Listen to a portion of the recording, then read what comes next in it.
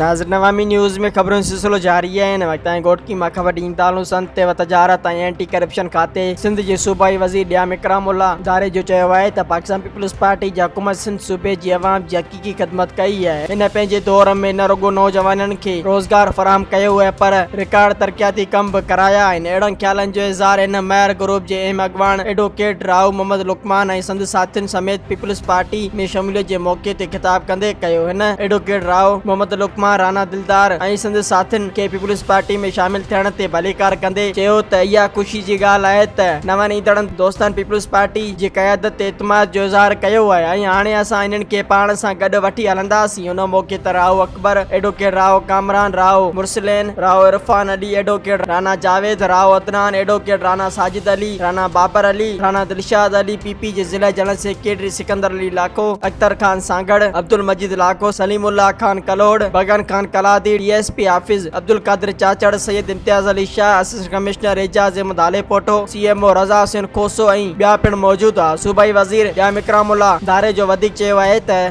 तमाम दोस्त नौजवानों अस्सलाम वालेकुम। मां सभ खां पहिरियों तव्हांखे ख़ुशामदीद चवंदुसि।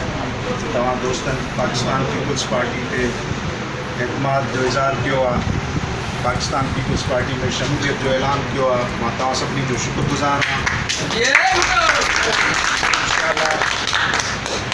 मुंहिंजी ऐं सरदार मोहम्मद बख्श खान जी इहा ई ख़्वाहिश हूंदी त तव्हां दोस्तनि खे जेके दोस्त नवां आया हो पीपल्स पार्टी ते एतमाद करे उन्हनि खे गॾु खणी हलूं। अव्हांखे ख़बर आहे ऐं अव्हां हिन शहर जा रहवासी हो, अव्हां शुरू खां ॾिठो आहे त जिन खे हिन शहर जो ते हुकुमरानी जो घणो टाइम मिलियो, जिन सालां साल मां चवंदुमि 40-50 साल खां हुकुमरानी कई, पर उन्हनि पंहिंजे शहर लाइ छा कयो।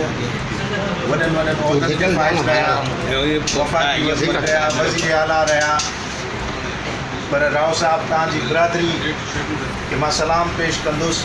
अव्हां खुलियल उन्हनि सां बीठा रहियो, पर अॼु तव्हां मूंखे ॿुधायो त उन्हनि तव्हां लाइ छा कयो।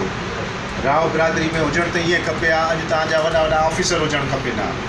उन वक़्तु उन्हनि खे उहे उहिदा मिलिया जॾहिं नौकरियुनि ऐं इन्हनि शयुनि जी का अहमियत न हूंदी।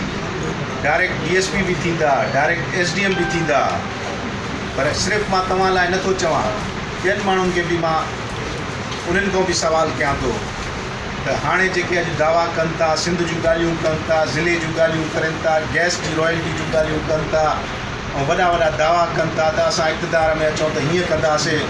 उन्हनि खां पुछो जॾहिं तव्हांजे हवाले सॼो सूबो बि हुयो त तव्हां उन वक़्तु इहे कम छो न कया। दोस्तो, मां 2008 खां 2013 ताईं घोटी जो MP रहियुसि ऐं तव्हां ॾिठो हूंदो त उन दौर में घोटी इलाइक़े में केतिरा कम थिया, केतिरियूं माण्हुनि खे नौकरियूं मिलियूं। मुंहिंजी पूरी कोशिशि हुई त जेके असांजी आवाम आहे उन्हनि जी जेके बुनियादी मसइला आहिनि उन्हनि खे हल कयूं। उन दौर में रिकॉर्ड ॻोठनि में गैस ॾिनीसीं।